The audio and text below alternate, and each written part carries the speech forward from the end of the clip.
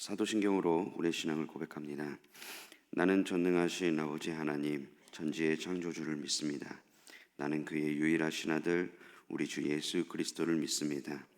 그는 성령으로 잉태되어 동정녀 마리아에게서 나시고 본디오 빌라도에게 고난을 받아 십자가에 못 박혀 죽으시고 장사된 지 사흘 만에 죽은 자 가운데서 다시 살아나셨으며 하늘에 오르시어 전능하신 아버지 하나님 우편에 앉아 계시다가 거기로부터 살아있는 자와 죽은 자를 심판하러 오십니다. 나는 성령을 믿으며 거룩한 공교회와 성도의 교제와 죄를 용서받는 것과 몸의 부활과 영생을 믿습니다. 아멘. 우리 찬송가 292장 찬양하겠습니다. 찬송가 292장입니다.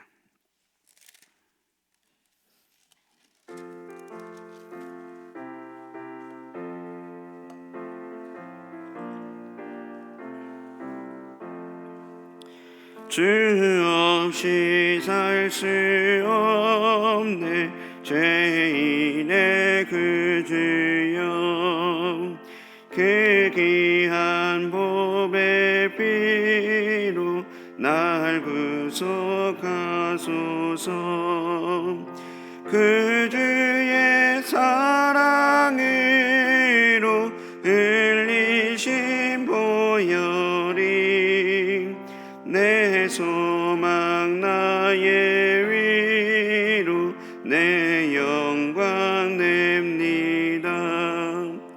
주 없이 살 수 없네 나 혼자 못 서리 힘없고 부족하며 지혜도 없도다. 내 주는 나의 생명 또 나의 힘이라 주님을 의지하여 지혜를 얻으리 주 없이 살 수 없네 내 주는 아신다. 내 영의 깊은 한글 마음의 소원은 주밖에 나의 마음 네 알아주리요 내 마음을 위로하사 평온케 하시네 주 없이 살 수 없네 세월이 흐르고 이 깊은 고독 속에 내 생명 끝나도 사나운 풍랑일 때 날 지켜주시니 내 곁에 계신 주님 늘 힘이 됩니다.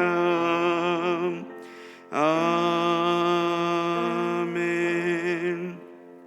기도하겠습니다. 참 좋으신 주님 은혜와 사랑을 진심으로 감사합니다. 우리에게 이렇게 새벽을 깨워 하나님의 전에 나와 하나님 말씀을 듣고 하나님과 대화하며 나눌 수 있는 귀하고 복된 시간 주심을 감사합니다. 오늘 하루를 드리고자 하는 우리의 모든 마음을 하나님께서 기뻐 받아 주시옵시고 더욱더 말씀으로 살아갈 수 있는 오늘 하루가 될 수 있도록 하나님께서 인도하여 주시옵소서. 범사에 감사하다는 그 감사의 마음과 일천번절의 예물을 하나님께 올려드리는 하나님 우리 정말 하나님의 영혼들을 하나님 기쁘게 받아 주시옵시고 그의 삶들이 언제나 복된 삶이 될 수 있도록 하나님께서 인도하여 주시옵시고 필요에 따라 채우시는 하나님의 놀라운 은혜가 충만하게 넘쳐날 수 있도록 하나님께서 함께하여 주시옵소서. 부족한 종이 말씀을 들고 단위에 섰습니다. 하나님 정말 이 말씀이 더욱더 능력이 되게 하여 주시옵시고 성령으로 충만케 하여 주셔서 전하는 자와 듣는 자 모두가 그 성령의 은혜 안에서 하나님의 말씀을 들을 수 있도록 하나님께서 함께하여 주시옵소서. 감사드리며 예수님 이름으로 기도드립니다. 아멘. 오늘 하나님 말씀 보겠습니다. 오늘 우리에게 주신 말씀은 구약성경 출애굽기 21장 12절에서 27절까지 말씀입니다.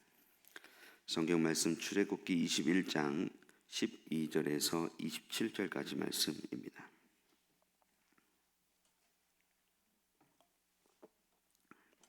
(21장) 12절에서 27절까지 이 말씀을 함께 봉독하도록 하겠습니다. 사람을 쳐 죽인 자는 반드시 죽일 것이나 만일 사람이 고의적으로 한 것이 아니라 나 하나님이 사람을 그의 손에 넘긴 것이면 내가 그를 위하여 한 곳을 정하리니 그 사람이 그리로 도망할 것이며 사람이 그의 이웃을 고의로 죽였으면 너는 그를 내 제단에서라도 잡아내려 죽일지니라. 자기 아버지나 어머니를 치는 자는 반드시 죽일지니라. 사람을 납치한 자가 그 사람을 팔았든지 자기 수하에 두었든지 그를 반드시 죽일지니라. 자기의 아버지나 어머니를 저주하는 자는 반드시 죽일지니라. 사람이 서로 싸우다가 하나가 돌이나 주먹으로 그의 상대를 쳤으나 그가 죽지 않고 자리에 누웠다가 지팡이를 짚고 일어나 걸으면 그를 친 자가 형벌은 면하되 그간의 손해를 배상하고 그가 완치되게 할 것이니라. 사람이 매로 그 남종이나 여종을 쳐서 당장에 죽으면 반드시 형벌을 받으려니와 그가 하루나 이틀을 연명하면 형벌을 면하리니 그는 상전의 재산임이라. 사람이 서로 싸우다가 임신한 여인을 쳐서 낙태하게 하였으나 다른 해가 없으면 그 남편의 청구대로 반드시 벌금을 내되 재판장의 판결을 따라 낼 것이니라. 그러나 다른 해가 있으면 값되 생명은 생명으로, 눈은 눈으로, 이는 이로, 손은 손으로, 발은 발로, 된 것은 된 것으로, 상하게 한 것은 상함으로, 때린 것은 때림으로 갚을지니라. 사람이 그 남종의 한 눈이나 여종의 한 눈을 쳐서 상하게 하면 그 눈에 대한 보상으로 그를 놓아줄 것이며 그 남종이나 여종의 이를 쳐서 빠뜨리면 그 이에 대한 보상으로 그를 놓아줄지니라. 아멘. 할렐루야. 이 새벽에도 주님을 사모하여 이 자리에 나오신 여러분 모두에게 주님의 은혜가 충만하시기를 축복합니다. 오늘 본문은 이 십계명이라는 그 테두리, 큰 테두리의 그런 계명 안에서 이제 좀 더 구체적인 예들이 이제 이어지고 있는 것을 볼 수가 있습니다. 이제 이러한 예들을 이제 나름대로 그 순서가 있어요. 이제 먼저 십계명도 이제 하나님과 사람과의 관계에 대한 그 이야기가 시작이 되고, 그리고 이어서 이제 사람과의 관계성에 있어서 어떻게 살아야 할지 이제 그걸 설명하고 있는데요. 이 뒷부분도 이제 마찬가지로 그런 순서를 따라서 먼저는 이제 하나님과 그 사람에 대한, 그러니까 제단에 대한 그 이야기가 20장에서 먼저 이야기되고 있는 것을 볼 수 있고, 그리고 그 이어서 이제 사람과 사람 간의 그 관계에 대해서 이제 어떻게 그 관계가 설정이 돼야 하는가, 어떠한 법이 필요한가, 이런 부분을 우리에게 설명해 주고 있는 것을 볼 수가 있습니다. 십계명에 대한 부분, 십계명으로 치면은 이제 그 중간과 그 뒷부분에 대한 그 이야기가 되어지게 되겠죠. 그 중에서 오늘 본문은요, 이제 살인과 폭행에 대한 이제 그런 이야기를 설명하고 있는 것을 볼 수 있습니다. 가장 먼저 저희가 처음 읽었던 출애굽기 21장 12절 말씀에는요, 이 폭행 그리고 이제 살인에 대해서 가장 먼저 대원칙을 하나 세우고 있는 것을 볼 수가 있습니다. 사람을 쳐 죽인 자는 반드시 죽일 것이나, 이게 대원칙이에요. 그래서 사람을 이제 쳐 죽였다는 것은 이제 쳐 죽였다라는, 그냥 죽였다는 게 아니라 이제 쳐서 죽였으면은 어떻게 하는가? 반드시 죽여야 한다라고 이야기를 하고 있죠. 그런데 이 대원칙을 조금 더 이제 구체적으로 들여다보는 것이 이제 13절과 14절 말씀인데요. 근데 이 13절과 14절 말씀 보시면 그 쳐서 죽였을 때에도 그냥 이 사람을 반드시 이제 또 사람 상대방도 죽여야 한다라는 이제 그러한 원칙이 아니라 이 대원칙 안에도 그 두 가지의 원칙을 또 따로 구분하고 있는 것을 알게 됩니다. 이게 뭐냐면은 하나는 시기의 실수였는가, 아니면 이것이 고의적이었는가라는 이제 기준이라는 거죠. 그래서 이 실수였는가 고의적이었는가에 따라서 이제 그 사람도 어떻게 이것을 처리해야 할지, 어떻게 상대방에게 행동을 해야 할지가 정확히 구분이 되어 있다라는 것이죠. 그렇다면 이제 실수를 했으면은 이제 어떻게 하라고 얘기하고 있어요? 하나님이 정하신 그런 한 곳을 정해져 있는데 그곳에 도망할 수 있도록 이제 마련을 해주셨어요. 나중에 이곳은 여러분도 잘 아시다시피 이제 도피성이 되겠고요.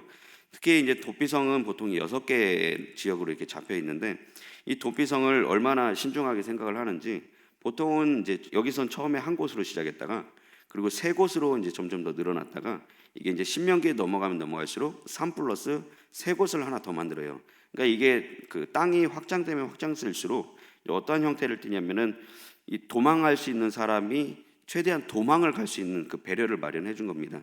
그러니까 만약에 이 땅은 뭐 굉장히 넓은데 그 중에서 하나만 이렇게 지정하면은 도망가다가 이 사람이 이제 잡혀 죽을 수 있고, 그리고 또 만약에 한 3군데 이렇게 하면은 이제 더 위험할까봐 이제 더 늘려서 더 많은 곳에서 이 사람들 한 반나절이면 도망갈 수 있도록 이런 한 6개 정도 이렇게 마련되고 있는 것을 보게 되는데요.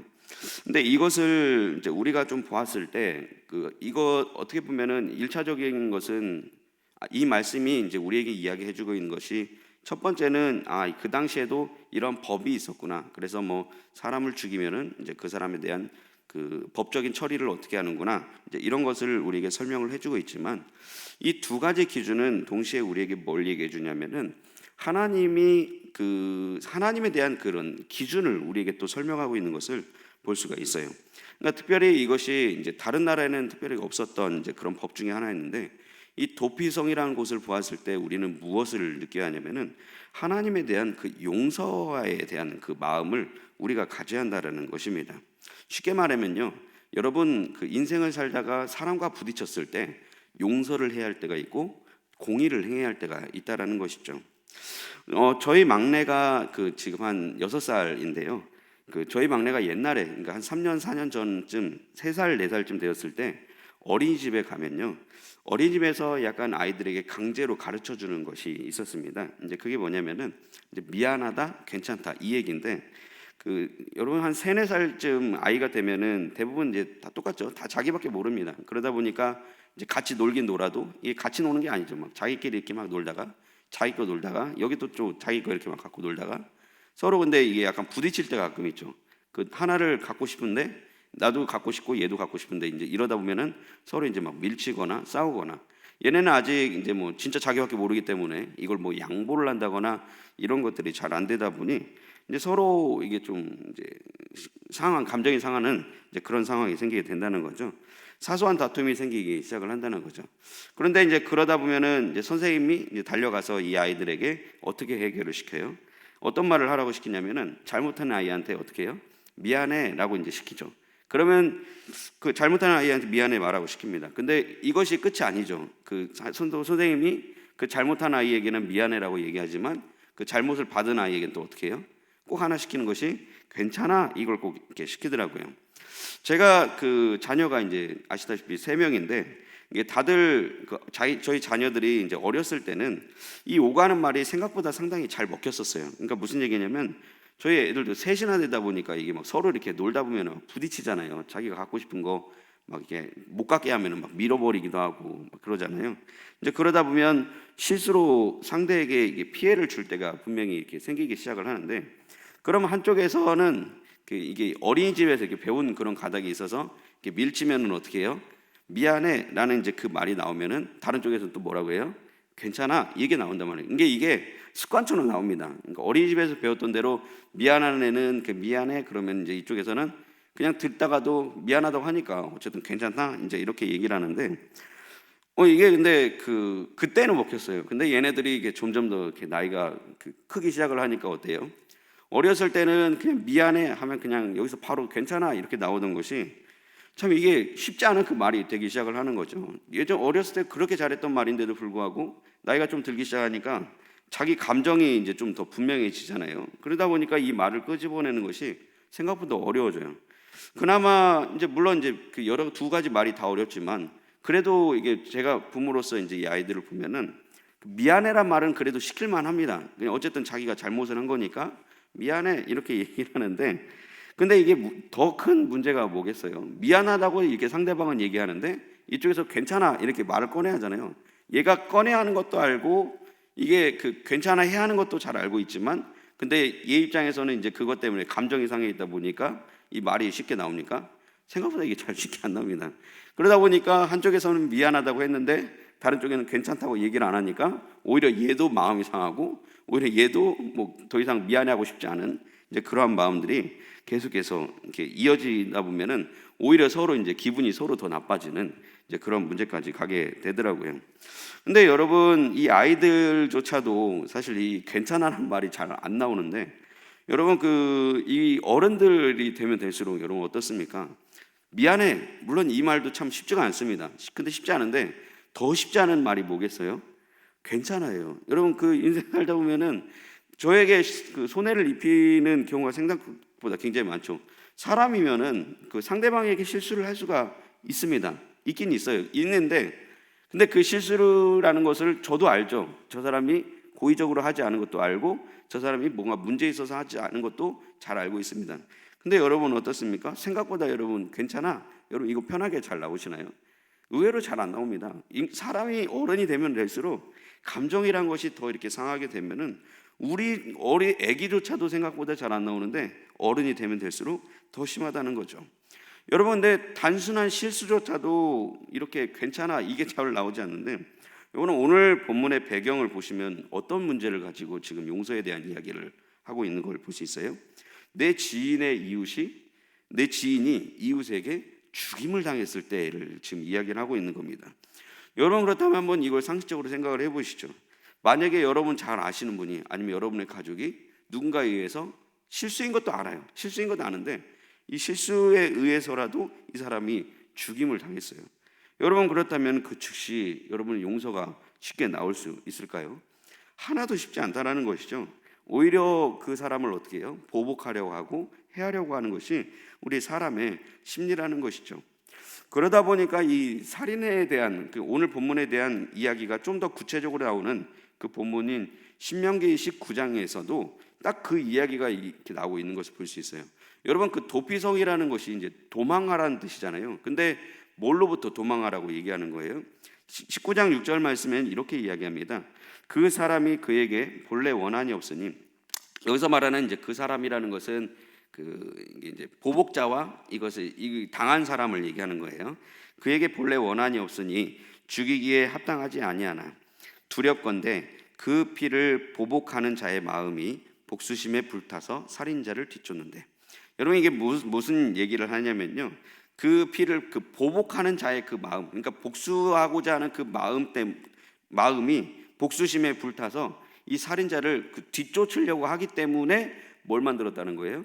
도피성을 만들었다라고 이야기하는 것입니다. 여러분 근데 사실 이것이야말로 어쩌면은 우리의 진짜 모습이지 않겠습니까? 여러분도 우리도 교회를 다니고 굉장히 하나님의 용서에 대한 이야기, 은혜에 대한 이야기, 사랑에 대한 이야기를 많이 듣는다 하여도, 여러분 과연 그렇다면 우리가 아무리 그렇게 이야기를 많이 듣는다 해도 막상 인생을 살면서 과연 우리에게 피해준 그 사람을 여러분은 어떻게 대하고 있느냐는 것입니다. 그냥 용서할 수 있나요? 그냥 이 피해에 대한 부분을 그냥 넘어갈 수 있나요? 생각보다 그러지 않다라는 것이죠. 막상 당장 운전하면서도 마찬가지죠. 내 앞에 차가 껴들면 어떻게 하려고요? 보복운전이란 말이 괜히 나온 것이 아니죠. 그게 우리 인간의 심리이고요. 나에게 어떤 재산상이든 건강 문제든 그런 작은 피해라도 입히면 그것조차도 어떻게든 갚아주려는 것이 우리의 마음이라는 것이죠.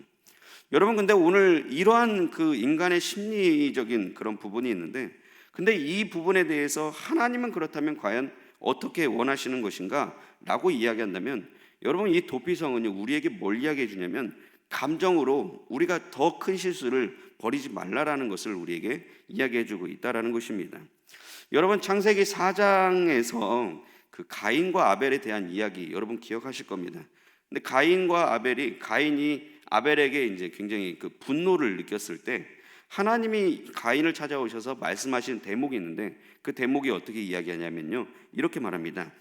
여호와께서 가인에게 이르시되, 죽이기 바로 직전을 얘기하는 거예요. 그 분노를 이제 느꼈을 때 내가 분하여야 함은 어찌 됨이며 안식이 변함은 어찌 됨이냐. 내가 선을 행하면 어찌 낯을 들지 못하겠느냐. 선을 행하지 아니하면 죄가 문에 엎드러져 있느니라. 죄가 너를 원하나 너는 죄를 다스릴지니라. 여러분 이것 한번 그림으로 한번 생각을 해보시죠. 이 지금 가인의 마음속에 뭐가 있냐면 분노가 있고 안색이 변하고 지금 뭔가 굉장히 좀 이렇게 화나 있는 이제 그런 상태입니다. 근데 화나 있는 상태를 하나님께서 오셔서 뭐라고 지금 그려져 있냐면은 지금 일단 너의 마음속에는 아직 죄가 없다는 거예요. 그러니까 이게 분노라는 그 감정 자체는 이것이 뭔가 죄냐 아니냐를 따지기는 아직 그것까지는 가지 않는 거예요. 그러니까 분노는까지는 그냥 감을 수 있는데 지금 이 분노의 상태를 하나님 뭐라고 표현하는 거예요? 이 분노의 앞에, 마음의 앞에 뭐가 있습니까? 죄가 있는 거예요. 그래서 죄가 그 문 앞에, 그 마음의 문 앞에 지금 엎드러져 있어요. 엎드러져 있다는 건 뭐냐면은 오늘 이제 살인하지 말라, 오늘 본문에서 나오는 그 똑같은 이야기인데 그 사람을 고의적으로 죽였다라고 얘기하잖아요. 그러니까 그 단어랑 똑같은 겁니다. 고의적으로 죽였다는 것을 좀 더 정확히 히브리 단어를 좀 풀어보면은 그 숨었다가 엎드려 있다가 이웃이 오면은 그 죽인다는 이제 그 얘기거든요. 근데 오늘 이 가인과 아벨에 대한 이야기도 똑같은 거예요. 죄가 어떻게 있냐면은 엎드러져서 이 마음의 문 밖에서 이 죄를 지을 수 있도록 계속해서 지금 호시탐탐 노리고 있는 이제 그런 상황인 거죠. 그런 상황에서 하나님은 뭐라고 이 가인에게 제시를 하는 거예요? 죄가 너를 원하나. 죄는 분명히 계속해서 너를 찾아오려고 노력하고 너에게 죄를 짓도록 이렇게 만들려고 하지만 지금 가인에게 요구하시는 것이 뭡니까? 너는 죄를 다스릴지니라 라고 이야기할 수 있다라는 것이죠. 결국 이 하나님이 가인에게 원하시는 것은 뭐예요? 죄를 다스릴 수 있다라는 거예요. 이런 감정을 너희도 좀 누그릴 수 있다라는 거예요. 근데 이 감정을 누그리지 못한 채 만약에 좀만 넘어가면 우리는 어떻게 결국 어떤 일이 벌어집니까? 죄를 짓는 그런 문제가 생기기 시작을 한다라는 것이죠. 그래서 에베소서 4장 26절에서 27절까지 말씀에서도요 비슷한 이야기를 하고 있는 것을 볼 수 있습니다. 여러분 잘 아시는 말씀일 거예요.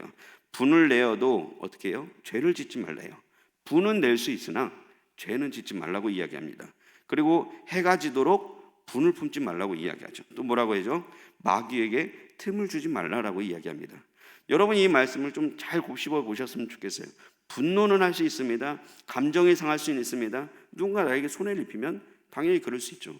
근데 그런 상황에서 우리가 해야 할 역할은 뭐예요? 죄를 다스려야 한다는 겁니다. 죄를 짓지 않도록 마귀에게 틈을 주지 말고 이 분노를 해가 지기 전까지 잘 풀어내야 하는 것이 바로 우리의 모습이 된다는 것입니다. 그래서 신명기 19장 그 살인에 대한 이야기를 좀 더 풀었던 그 본문도요 결론을 어떻게 내고 있냐면은 이렇게 이야기하고 있습니다. 19장 10절 말씀이죠. 내 하나님 여호와께서 내게 기업으로 주시는 그 땅에서, 그러니까 그 가나안 땅에서 여러분은 어떻게 하냐면은 무죄한 피를 흘리지 말라라고 이야기합니다. 그리고 또 뭐라고 하면 이같이 하면 그의 피가 내게로 돌아가지 아니하리라. 여러분 이게 상당히 무서운 말인데, 여러분 이 살인을 하는데도요 고의적으로 살인을 하지 않았으면은 그 상대방은 무죄라고 하나님은 판단을 하시는 겁니다. 그러니까 이 사람을 만약에 피를 흘리면은 무죄한 피를 흘린 거예요. 근데 문제는 뭐냐면은 만약에 무죄한 피를 그러니까 실수로 살인한 그 사람은 어쨌든 그 죄가 있다라고 생각은 하진 않지만, 근데 이 사람은 어쨌든 벌을 받죠. 그 도피성에서 그 대제사장이 죽기 전까지는 이 사람은 이제 빠져나올 수 없는 그런 벌은 받지만, 그래도 근본적으로 이 사람은 실수였기 때문에 계획적이지 않은 이상은 이 사람은 적어도 어쨌든 무죄한 거예요. 죄가 이렇게 딱 있는 것은 아닌 걸로 보고 있어요. 근데 이 죄가 있지 않은데, 근데 이것을 넘어서서 하나님이 요구하시는 것이 뭐예요? 이 죄가 있지 않은 이 사람을 오히려 찔러 죽임으로써, 사람을 죽임으로써 이 무죄한 피를 흘리지 않을 수 있는 그런 법적인 장치를 마련하고 있는 것을 볼 수가 있습니다. 설명이 잘 됐는지는 제가 잘 모르겠는데요.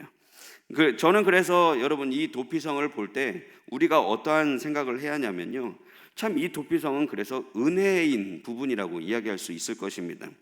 여러분 보통 이제 이 도피성을 우리가 해석을 할 때는 살인을 저지른 사람에게도 이 자리는 분명히 은혜의 자리인 건 맞아요. 근데 저는 여러분 이 도피성을 보면서 우리가 좀 하나 더 생각할 것이 있다면요, 살인을 저지른 사람뿐만 아니라 여러분 그 피해를 당한 사람에게도 이 도피성이 어떤 모습이었는 거예요? 순간의 감정으로 인하여서 더 큰 죄를 짓지 않게 만들어주는 그런 하나님의 은혜의 자리가 우리에게 되어져야 한다라고 성경은 이야기하고 있다라는 것입니다. 여러분 그리고 그 이후에 나오는 법들도요 이러한 맥락에서 동일하게 이해가 가능하죠. 여러분 오늘 본문 중에 18절에서 27절까지 그 말씀을 쭉 보시면요, 어쨌든 이제 살해는 아니더라도 어떤 상해를 입힌 그 사람들, 그러니까 상처를 나에게 진짜 실제적으로 뭐 그게 재산상이든 아니면 육체적이든 그런 상해를 입힌 사람들을 그렇다면 어떻게 해야 하는가라고 말하는데요. 특별히 우리가 잘 아는 그 말씀이 중간 본문에도 나오지 않습니까? 24절, 25절 말씀 보시면은 뭐 우리가 좀 이렇게 신학적 용어로는 이제 동해보복법이라고 이제 표현을 하는데 그 간단합니다. 눈에는 눈으로, 이는 이로, 뭐 손은 손으로, 발은 발로. 그러니까 또 꼭 당한 만큼 갚아줘야 한다. 이제 그런 이야기를 하고 있죠. 얼핏 보면은 그 제대로 보복해야 한다. 이제 막 진짜 제대로 보복해줘야 한다는 그런 말처럼 들릴 수도 있겠지만요. 엄연히 이것은 하나님이 주시는 그런 용서에 대한 관점으로 여러분 보실 필요가 있는 겁니다. 그게 무슨 얘기냐면 과도한 보복은 결코 하지 말라는 그런 얘기예요. 여러분 지금 우리나라는 그나마 이제 인권 제도가 잘 이렇게 정리가 되어 있기 때문에 이 말이 잘 이해가 안 갈 수도 있긴 합니다. 그런데 그 당시에는 개인의 복수가 충분히 가능했던 이제 그러한 시기였어요. 그러다 보니까 우리 인간의 그런 악한 성향에 따르면은 나에게 피해를 만약에 어떤 사람이 주면 나는 어떻게 하려고 그래요? 오히려 그 이상의 것으로 갚아주려고 하는 것이 인간의 자연스러운 심리죠. 그게 그냥 인간의 성향입니다. 근데 오늘 이 성경 말씀, 이 하나님께서 법을 세우실 때 어떠한 것을 기준으로 지금 삼고 있냐면은 피해자에게도 분명히 징벌은 주긴 하지만 이것은 그냥 하나님의 공입니다. 징벌은 주면서도 뭘 고려하라고 얘기하는 거예요? 피해자가 더 큰 죄를 오히려 더 큰 죄를 짓지 않도록 그에 대한 한계를 지금 정해주시는 하나님의 용서의 그 마음이 담겨 있는 것을 볼 수 있다라는 것이죠. 그래서 그 당시도 이 말씀은 어떻게 우리가 받아들이게 되냐? 그 당시 사람들도 이 말씀을 받아들일 때는 어떻게 받냐면요. 물론 그 피해를 입힌 사람도 당연히 이것을 은혜를 받을 그 자리가 있어야겠지만 오히려 반대로 피해를 당한 사람에게도 나름대로 감정에 휘둘리지 말고 하나님의 공의를 이룰 수 있는 그런 은혜의 방법을 찾아야 한다라는 것, 그 귀한 말씀을 우리에게 주고 있는 것을 볼 수가 있는 것입니다. 여러분 오늘 말씀을 정리하면서요, 이러한 그런 이야기들을 우리의 삶에도 좀 잘 적용해 보았으면 좋겠습니다. 우리의 삶에는 우리는 말씀드렸다시피 인권이라는 것이 잘 되어 있기 때문에 그나마 뭐 살인을 한다거나 우리가 그러진 않잖아요. 근데 이 살인하지 말라라는 그러한 법 안에서 하나님의 기준을 보았을 때 우리도 무엇을 느껴야 하는 거예요? 여러분 괜찮아라는 그 말을 우리도 편하게 할 수 있는 그런 사람이 되어야 한다는 것이죠. 여러분 인생을 살면서 여러분에게 피해를 입힐 사람들 여러분 어떻게 대할지는 모르겠습니다만요, 오늘 이 말씀을 생각하시면서 특히 이 도피성이라는 것을 주시는 그 하나님의 그 마음을 기억하시면서 여러분 좀 사람들을 용서할 수 있는 그런 마음 가지시기를 주님의 이름으로 축복합니다. 그것이야말로 하나님의 나라가 되는 것이고 그 과정을 통해서 정말 여러분을 통해서 역사하시는 그 하나님의 은혜를 아시게 되실 것입니다. 그런 은혜가 저 여러분 가운데 있기를 주님의 이름으로 축복합니다. 기도하겠습니다.